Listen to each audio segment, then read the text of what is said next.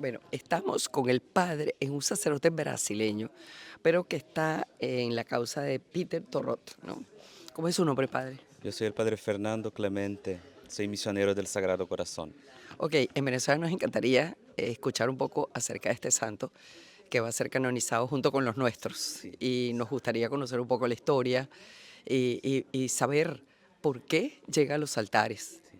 Bueno, es fiesta en Venezuela por los primeros santos y es fiesta también en Papúa Nueva Guinea porque es el primer santo nativo de ahí.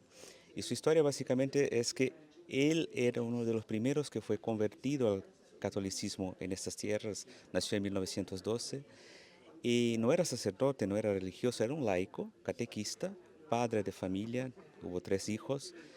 Y luego, cuando hubo la Segunda Guerra Mundial y los japoneses invadieron a Papúa Nueva Guinea, los sacerdotes fueron todos arrestados.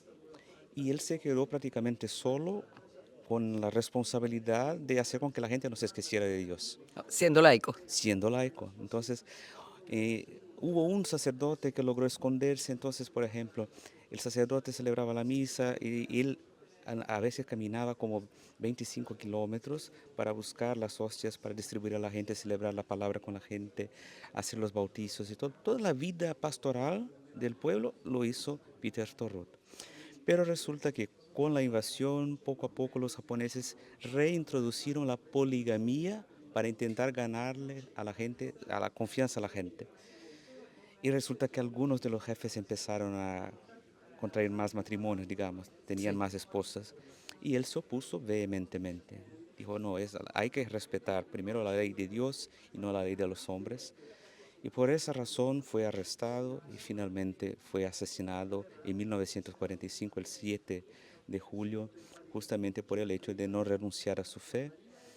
Y murió un poco antes, incluso su esposa, que estaba embarazada, fue en donde estaba él, arrestado, y le dije, por favor, desista de esa idea para salvar, para ver a sus hijos. Claro. Y él dijo, no, hay que respetar la ley de Dios, y pidió que le trajera la cruz de catequista que recibió, y así fue asesinado en la prisión.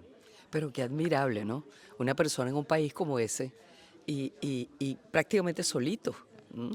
¿Y cómo, qué motivaría esto? O sea, ¿cómo contaba él que había llegado a tener una fe tan fuerte? Sí, yo pienso que solo una persona que hizo una experiencia personal profunda con la persona de Jesucristo logra tener esta fe sólida que incluso va en contra de todo, ¿no? Arriesgó su propia vida. Arriesgó su propia vida. Y lo que más me encanta es algo que Papa Francisco siempre decía: no hay que ser sacerdote, no hay que ser religioso para ser un santo, una santa. El padre de familia laico, como tantos catequistas que hay por ahí, incluso en Latinoamérica sabemos bien esta realidad nuestra, que a veces en las comunidades quien las lleva son los laicos. Así es, Entonces, no es que la figura del sacerdote no sea importante, sí es, claro. pero el laico es importante. El pueblo de Dios es la cosa más linda que puede haber, ¿no es cierto? Y además somos la mayoría en la iglesia. Exactamente. Entonces, el ejemplo de Peter Torrot, a mí me encanta justamente por eso. Es una fe sencilla, una realidad que todos nosotros podemos vivir. Entonces, para nosotros es un ejemplo. Y usted participó en la causa en calidad de postuladora, vicepostuladora. Como postulador general, esa es una pregunta que siempre me hacen. Ujú, ¿Cómo que un brasileño que vive en ujú. Roma es responsable de una causa en Esa Papúa era Nueva mi Guinea? siguiente pregunta. Pero bueno, me explico. Lo que pasa es que esta zona del mundo fue evangelizada por mi congregación. Yo soy misionero del Sagrado Corazón. Ok. El Papa León, no el 14, el 13, envió a los misioneros para allá, y resulta que Peter Torrot era uno de esos laicos colaboradores de nuestra misión. Y por esa razón seguimos teniendo esta ligación muy profunda con Peter Torrot. Hay un vicepostulador que es un argentino, también de Latinoamérica, pero Ajá. que vive ahí y está con nosotros ahora también, que me ayudó en la preparación localmente. La causa de canonización tiene una fase local y después una fase Claro, romana. exacto. Entonces la fase romana me tocó a mí. Y fue complicado porque veo que desde 1945 que ocurrió su muerte hasta hoy que lo vienen a canonizar. ¿Fue una causa compleja? Fue una causa un poco compleja, no porque no había evidencia suficiente que fue asesinado, como decimos, in odium fidei, por odio a la fe, sino que, por ejemplo, la situación en Papua hasta hoy, la gente no suele escribir muchas veces la historia, sino que transmiten oralmente. Entonces, para recolectar las pruebas, eso nos dio mucho trabajo. Y aunque haya, por ejemplo, un montón de relatos de gracias alcanzadas por la intercesión de Peter Torrot, porque desde el comienzo la gente lo tenía por santo Ujú. y mártir, Suele ocurrir. suele ocurrir. Eso es incluso uno de los señales de santidad Exacto. canonizable. Y, por ejemplo, el tema del milagro fue muy difícil para encontrar un modo de probar que hubo un milagro. Por eso se pidió al Santo Padre, a los obispos, diciendo, vista la situación complicada de recolectar informaciones entre la gente, pedimos la dispensa de la necesidad de comprobar el milagro para la canonización.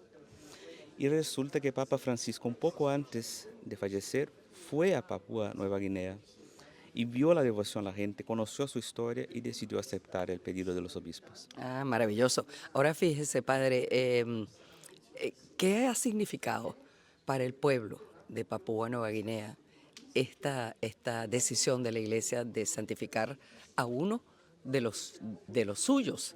¿Y cómo cree usted que va a repercutir en la fe católica en ese lugar este hecho?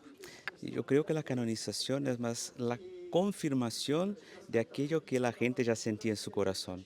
Para ellos, él siempre fue santo, siempre fue mártir. Y eso es una confirmación y aquello que decía en el comienzo, que esta iglesia tan joven, tan sufrida, está viva.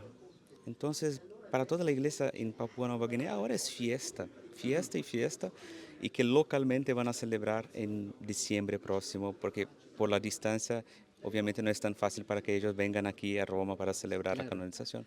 Ahora, ¿cuál es la situación de la fe católica en este momento en Papúa Nueva Guinea? Sí, aún es un desafío. Cuando hablamos de iglesia católica, no estamos hablando de la mayoría de la población.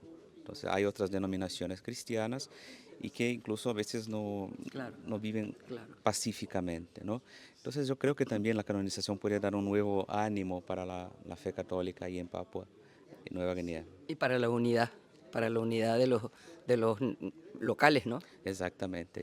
Y como ejemplo aunque sea un santo canonizado por la Iglesia Católica, su ejemplo de vida queda para todo el mundo, para todos los cristianos. Así será. Padre, muchísimas gracias A usted. por este tiempo suyo.